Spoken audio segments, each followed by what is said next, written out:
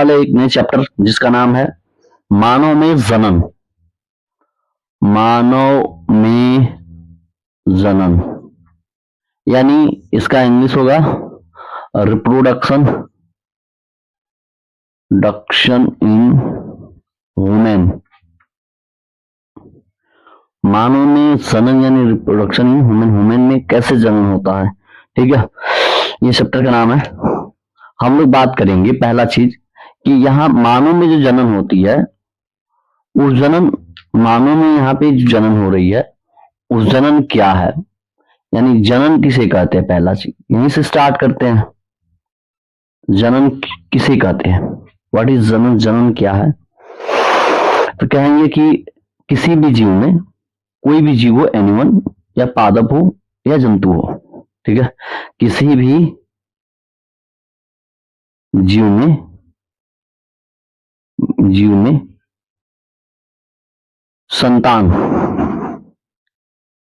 संतान उत्पत्ति की जो प्रक्रिया होती है की प्रक्रिया को जनन कहते हैं। जनन कहते हैं या रिप्रोडक्शन कहते हैं। जनन क्यों जरूरत होती है जनन की, तो प्रकृति को चलाने के लिए, प्रकृति को चलाने के लिए जनन की आवश्यकता होती है।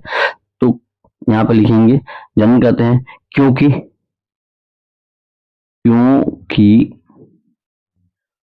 प्रकृति को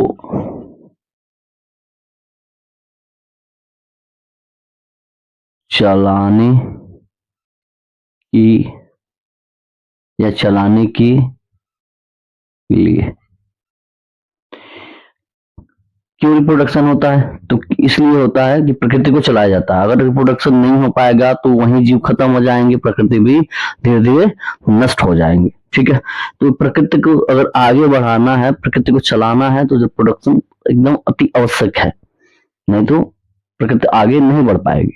तो ये जो है रिप्रोडक्शन की यानी जनन की परिभाषा है कि जनन किसे कहते हैं, तो किसी भी जीव में या पादप हो, कोई भी जीव कहने का मतलब इसके मतलब हो जाता है या पादप या जंतु, दोनों में तो रिप्रोडक्शन होता है भाई। तो किसी भी जीव में क्या होता है कि जो संतान उत्पत्ति की प्रक्रिया होती है उसी प्रक्रिया को का कहा जाता है जनन कहते हैं। और क्यों कहते हैं, क्योंकि ये प्रकृति को क्या करता है, चलाता है, चलाने के लिए आवश्यक होता है इसलिए। फिर आप क्वेश्चन करेंगे सर मानव में जनन कौन सा जनन होता है। जनन तो कई कैटेगरी के होते हैं। जनन तो एनसीईआरटी के अनुसार जनन 2 ही प्रकार का होता है। इस तरह अगर बुक जो है 3 प्रकार बनाया है, मगर एनसीईआरटी के अनुसार 2 ही प्रकार का होता है, एक लैंगिक और दूसरा अलैंगिक। देखिए, तो हम लोग जो पूछा जाए पहले, ये तो आपको पढ़ा दिए हैं पहले भी, तो आप जाकर वहां से वीडियो देख सकते हैं, वहां पे मिल जाएगा। तो हम लोग यहाँ पे जनन जो मानव में जनन होता है, वास्तव में मानव में जो जनन होता है वो जनन कौन सा प्रकार वाला होता है, वो होता है लैंगिक जनन होता है। लैंगिक जनन होता है। फिर भैया बात लैंगिक जनन या इसको इंग्लिश में कहते हैं सेक्सुअल रिप्रोडक्शन। ठीक है, सेक्सुअल रिप्रोडक्शन यानी लैंगिक जनन किसे कहेंगे। यहाँ पे बात आई कि लैंगिक जनन होता है मानव में, तो लैंगिक जनन कहते किसे हैं। चलिए, थोड़ा सा भयंकर गर्मी है, इससे हम भी त्रस्त हैं। ये गर्मी है जो उसका हमें भुलाना नहीं है, अपने आप को काम में लगाना है। जब तक जिएंगे काम करते रहेंगे, ये हमारी प्रकृति का नियम है। चलिए ठीक है, तो लैंगिक जनन किसे कहते हैं, कहते हैं कि लैंगिक जनन, अगर कोई पूछेगा कि लैंगिक जनन कहते हैं, कहेंगे कि जनन का ऐसा प्रकार जिसमें युग्मक भाग लेता है। युग्मक, अभी बताएंगे युग्मक क्या होता है। कहेंगे कि जनन का ऐसा प्रकार, क्योंकि ये प्रकार है, लैंगिक जनन का प्रकार है। ठीक है, जनन का ऐसा प्रकार जिसमें युग्मक, इसी को गैमिट बोलते हैं, युग्मक या गैमिट भाग लेता है,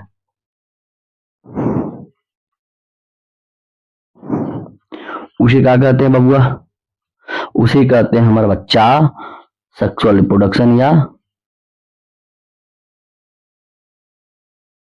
डक्शन, या उसे कहेंगे क्या? लैंगिक जन्म।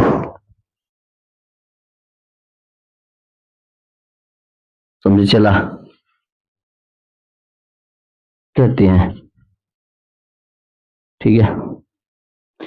ये घेरने की आदत हो गई है। तो ये जो है यानी कहेंगे कि जनन का ये प्रकार है, ऐसा प्रकार है जिसमें युग्मक या गैमेट भाग लेता है। अब कहेंगे कि युग्मक सर, ये युग्मक क्या होता है, हमें समझ में नहीं आ रही है, अब क्या उल्लू बना रहे हैं। तो हमें युग्मक समझना है। युग्मक, युग्मक किसे कहते हैं या गैमेट किसे कहते हैं, यहां पर लिख दे रहे हैं, किसे कहते हैं। एक लाइन में समझेंगे कि किसी भी जन्म अंगों में केवल ऐसे सेल है, ये एक तरह का ये कोशिका है भाई। क्या है? कोशिका है। युग्मक कोशिका है, ठीक है। युग्मक एक तरह का क्या है? कोशिका है। कहेंगे कि ऐसे कोशिकाएं जो केवल जनन अंगों में पाया जाता है, पूरे शरीर में कहीं नहीं मिलता है, केवल जनन अंगों में ही मिलता है, उसे युग्मक के नाम से जाना जाता है। कहेंगे कि ऐसे कोशिकाएं, ऐसे कोशिकाएं जो केवल जनन अंगों में प्राप्त होता है, उसे युग्मक या गैमेट कहते हैं भाई। यानी गैमेट की परिभाषा कोई पूछेगा, युग्मक की परिभाषा पूछेगा, तो क्या बताओगे? ऐसे कोशिकाएं जो केवल जनन अंगों में मिलता है, कहीं और नहीं मिलेगा, केवल केवल हमारे जनन अंगों में मिलता है, यानी जनन अंग में ही मिलने वाली कोशिकाओं को युग्मक कहा जाता है। बाकी जो शरीर में सेल होते हैं, सोमैटिक सेल्स वगैरह होते हैं, अलग अलग कोशिकाएं होती हैं, जो नॉर्मल कोशिकाएं होती हैं, सभी में वो कोशिकाएं होती हैं जो जंतु सेल में आप लोग पढ़े हैं। मगर इसमें जो जनन कोशिकाएं होती हैं, वो जनन कोशिकाएं होती हैं, उसी को युग्मक कहा जाता है। और ये दो नेचर में दो तरह का दिखाई देता है युग्मक, दो तरह का। एक होता है, आप नाम भी सुने होंगे, नर युग्मक, नर युग्मक, और दूसरा होता है मादा युग्मक, ठीक है। एक नर युग्मक होता है और दूसरा क्या होता है? मादा युग्मक होता है। यहां तक बातें समझ में आ गई हो? क्लियर है? क्लियरिफिकेशन है? कोई दिक्कत नहीं है? और दिक्कत होगा तो आप वीडियो के कमेंट में डालेंगे, मैं उसको समरी थोड़ा थोड़ा करके वीडियो बना के अपलोड कर दूंगा। क्योंकि लाइव आने पे क्या हो रहा है कि कुछ चीजें हाइड हो जा रही हैं और पिक्चर सही से नहीं चल पा रही है, जिसके कारण भाई मैं ऐसे कर रहा हूँ, ऐसे वीडियो बना के अपलोड करने के लिए। अब देखिए, पहला चीज नर युग्मक क्या है, तो आप वही कहेंगे, वही परिभाषा लेंगे, बस नर में ही डाल देंगे। कहेंगे कि ऐसे कोशिकाएं, यही वाला, ऐसे कोशिकाएं, बस चिपकाते जाना है, ऐसे कोशिकाएं जो केवल नर की जनन अंगों में पाया जाएगा, नर की जनन अंगों में, ये जनन अंगों में मिलता है, उसे क्या कहते हैं? नर युग्मक कहते हैं। ऐसे कोशिकाएं होती हैं जो नर के जनन अंगों में मिलता है, नर युग्मक कहलाता है। और यह नर में जो जो मानव के केस होता है या जंतु के केस होता है, एनिमल में, ठीक है, नर युग्मक जो होता है वह शुक्राणु के रूप में, शुक्राणु या इसी को स्पर्म कहते हैं। ऐसा देखे होगे आप लोग पिक्चर कभी, ऐसा स्पर्म पढ़ाना है डिटेल, ये स्पर्म के रूप में उपस्थित होता है नर युग्मक। नर युग्मक जो होता है स्पर्म के रूप में मानव में उपस्थित होता है। वही पादप में जो नर युग्मक होता है, बताया है, पादप में जो नर युग्मक होता है वो परागकण के रूप में होता है, याद करके रखिएगा। मानव में जो होता है स्पर्म के रूप में होता है, जंतुओं में होता है स्पर्म के रूप में होता है। वही मादा युग्मक किसे कहते हैं? जो मादा की यानी नर की या मादा की, सॉरी, मादा की जनन अंगों में प्राप्त होता है उसे मादा युग्मक कहते हैं। जैसे इसका कई गुण नाम है, एक भी कहते हैं, चाहे पादप हो चाहे जंतु हो, ओबा कहते हैं, ओबम कहते हैं, हिंदी में इसे अंडाणु भी कहा जाता है, अंडाणु का कहा जाता है, अंडाणु कहते हैं, यहां पर लिख देना है।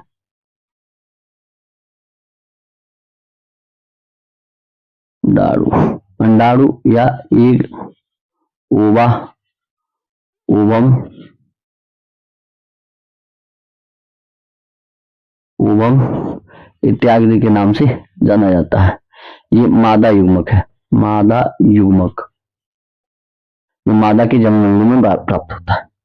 अब हेडिंग डालेंगे हम लोग इसके बाद से जनन अंग। यहां तक क्लियर हो गया? यहां तक की स्क्रीनशॉट कर लो, यहां तक दिखाई दे रहा है आपको? क्लियरिफिकेशन है, देख लो, ठीक है, यहां तक का स्क्रीनशॉट कर लो, ठीक है, यहां हट जा रहे हैं।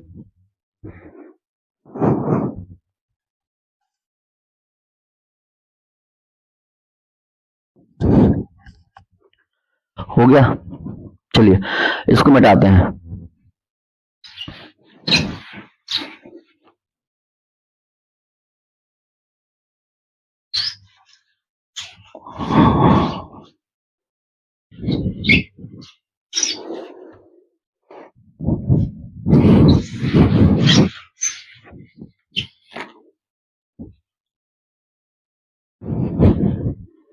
है मेरे पास एक कॉटन, ये लाइव है जो इसको सही से साफ कर सकता है, इसका यूज करना चाहिए हमें, जो इमीडिएटली इसे खत्म कर दे,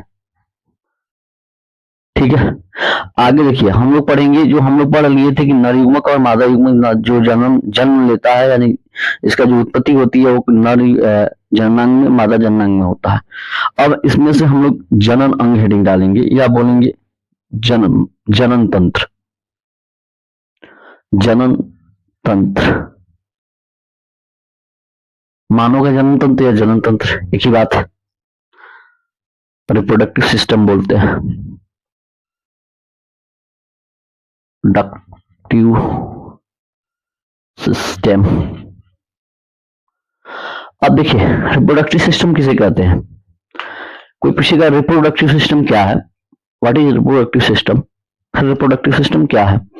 तो हम लोग कहेंगे कि रिप्रोडक्टिव सिस्टम जो होता है, चाहे मादा की बात कर ले या नर की बात कर ले, कहेंगे कि किसी भी जीव में, ये मादा नर के लिए, किसी भी जीव में कुछ छोटे बड़े जनन अंग पाए जाते हैं, कुछ छोटे बड़े जनन अंग आपस में मिलकर आपस में क्या करके, आपस में मिलकर क्या बनाते हैं, मिलकर एक तंत्र का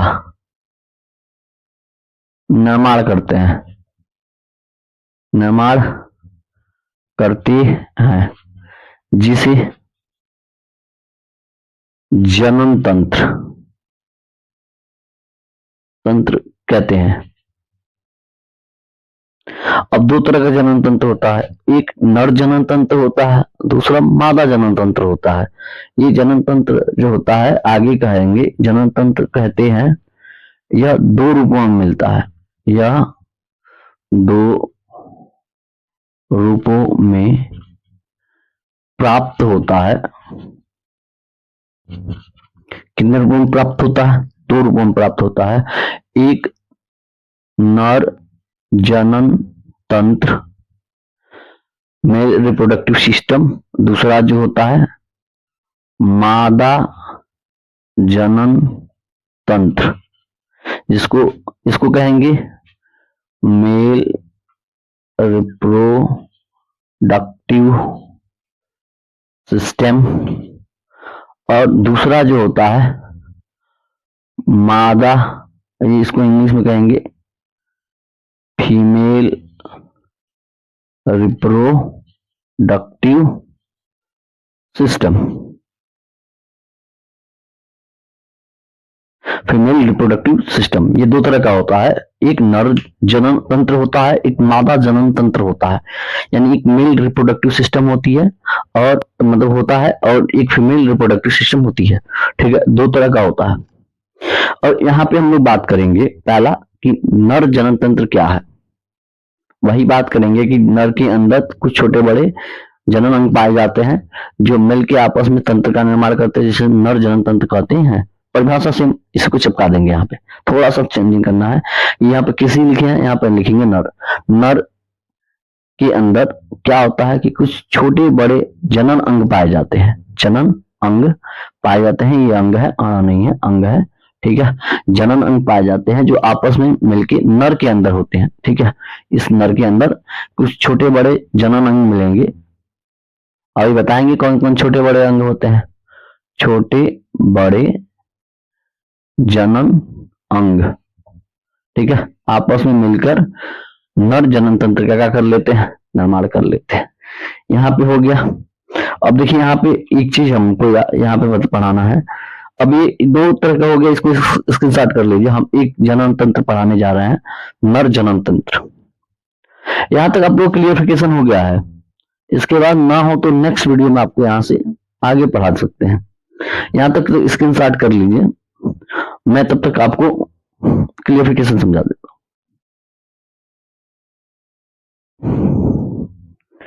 हो गया, यहाँ तक हो गया। चलिए इसको मिटाते हैं।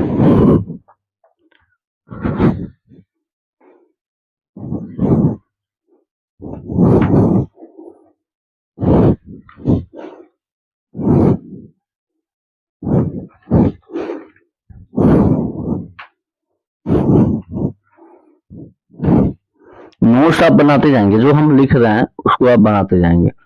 ठीक है, इसमें से हम लोग नर जनन तंत्र को देखेंगे।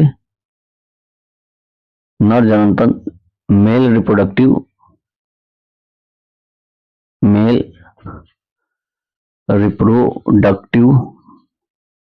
सिस्टम।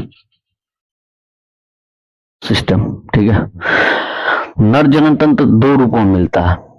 एक एकल होता है, एकल रूप होता है, और एक जोड़ा में होता है।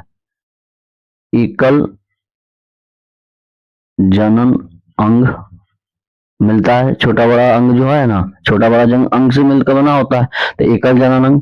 और जोड़ा में जनन अंग मिलता है, जोड़ा में जनन अंग। और एकल में जो जनन अंग होता है, इसमें कौन कौन एकल में होता है, तो दो जो दिखाई देता है एकल के रूप में होता है। एक वृषण कोश, हिंदी में वृषण कोश कहते हैं, इंग्लिश में इसे स्क्रोटम कहते हैं। स्क्रोटम, स्क्रोटम या स्क्रोटल सैक बोला जाता है। ठीक है, वृषण कोश।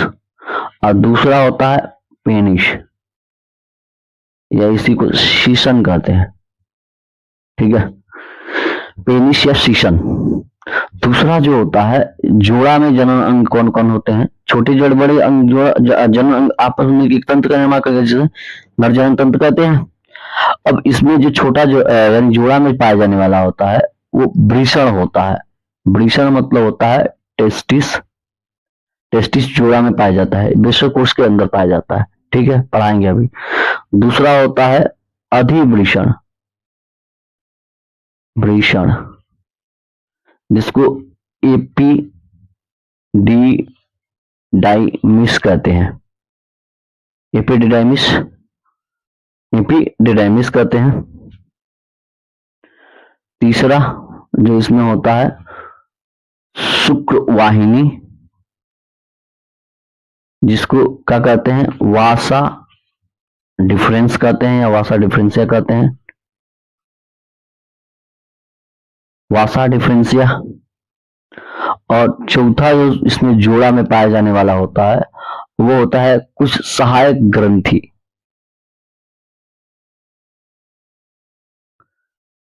जैसे काउपस ग्लैंड वगैरह ग्रंथि, कुछ सहायक ग्रंथि। ये सभी छोटे बड़े अंग आपस में जब मिलते हैं, ये दोनों एकल और जोड़ा आपस में मिलते हैं तो एक जनन तंत्र का निर्माण करते हैं, जिस जनन तंत्र को नर जनन तंत्र के नाम से जाना जाता है। इतना तक आपको क्लियरिफिकेशन, इसको अलग अलग करके हम लोग पढ़ेंगे, इसको अलग पढ़ेंगे, फिर इसको पढ़ेंगे, फिर इसको एक एक करके डिटेल पढ़ेंगे, तब जाके हमारा एक नर जनन तंत्र कंप्लीट होगा। बातें समझ में आ रही है? समझ रहे हो कितना पापड़ बनना पड़ता है लिखने के लिए? अभी तो ये तुम लिखोगे तो एक एक पेज का सब मैटर है, अलग अलग 5-5 नंबर का क्वेश्चन पूछता है इस पे, तो आपको कंप्लीट करना पड़ेगा। तो ये चीजें हैं, आप कवर कर लेंगे, हम कवर करा देंगे। इतना तक स्क्रीनशॉट कर लो। मिलते हैं तब तक नेक्स्ट वीडियो में, और दोस्तों के पास जरूर शेयर करो, ताकि कह दो कि विकास सर पढ़ा रहे हैं, भेज दो और मिलो हमसे, ठीक है।